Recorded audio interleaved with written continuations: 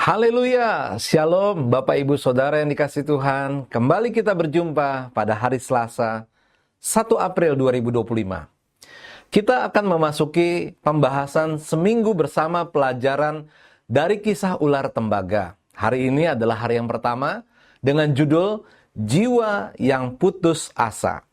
Mari kita membaca firman Tuhan dari Bilangan 21 ayat 4. Setelah mereka berangkat dari Gunung Hor, berjalan ke arah Laut Teberau untuk mengelilingi tanah Edom, maka bangsa itu tidak dapat lagi menahan hati di tengah jalan. Ada hal-hal yang kadang kita anggap biasa saja, tetapi sesungguhnya bisa berbahaya. Ada hal-hal yang kita anggap manusiawi, tetapi sebenarnya bisa berdampak negatif. Salah satunya adalah putus asa. Paling tidak, kita bisa melihat hal ini dari kehidupan bangsa Israel di padang gurun.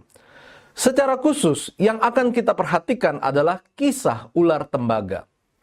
Bilangan 21 ayat 4 berkata, setelah mereka berangkat dari Gunung Hor, berjalan ke arah Laut Teberau untuk mengelilingi tanah Edom, maka bangsa itu tidak dapat lagi menahan hati di tengah jalan. Setelah mereka berangkat dari Gunung Hor, menunjuk pada peristiwa setelah mereka menjalani perang dan mengalahkan raja negeri Arad orang Kanaan yang tinggal di tanah Negeb. Tentu saja peperangan itu menguras tenaga, apalagi setelah kalah terlebih dahulu sebelum Tuhan membantu mereka memenangkan peperangan tersebut. Selanjutnya, bangsa Israel harus melanjutkan perjalanan jauh.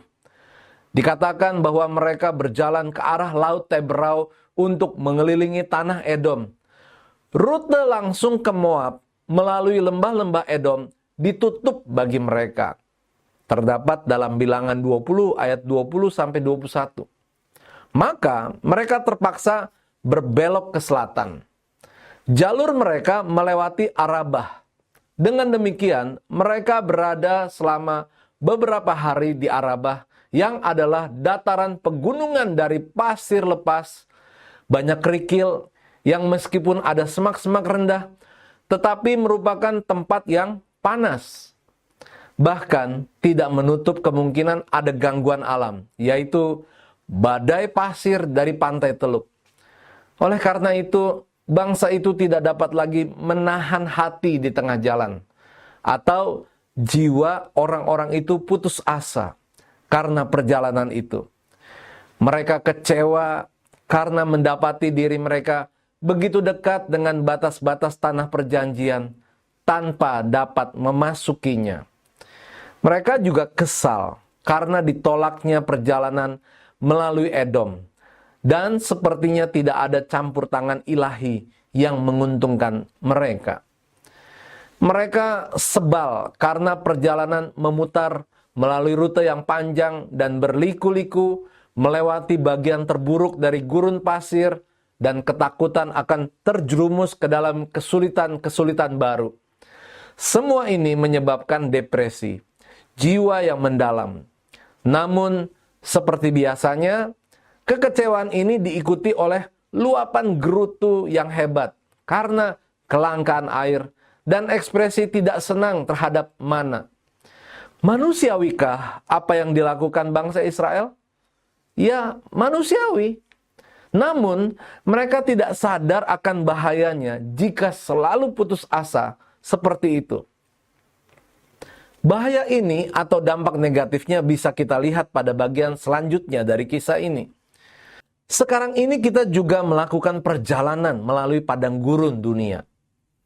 Kita merasa perjalanan itu begitu panjang. Banyak masalah yang kita hadapi, seakan-akan tidak ada pertolongan Tuhan, lalu kita menjadi putus asa.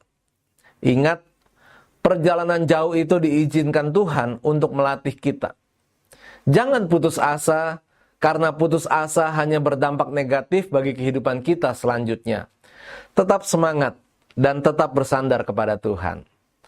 Kata-kata bijak, putus asa memang manusiawi, tetapi dapat menimbulkan dampak negatif. Bapak Ibu, kami mengajak untuk berdoa. Tuhan, mampukan aku untuk menjalani perjalanan hidup yang panjang dan penuh dengan tantangan. Beriku kekuatan sehingga aku tidak putus asa. Dalam nama Tuhan Yesus, kami berdoa dan mengucap syukur. Amin. Puji Tuhan, kami berharap renungan pada hari ini akan memberikan kekuatan untuk kita semua. Tuhan Yesus memberkati.